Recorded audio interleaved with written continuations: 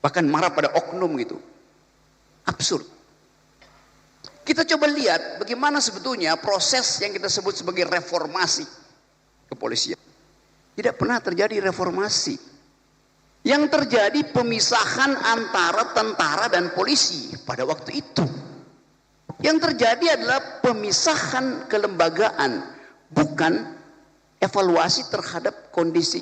Sebentar Bung Rocky, Pak Waka, isi dan judul di luar tanggung jawab moderator ya. Silakan. Bahkan tugas moderator tidak boleh memoderasi pikiran.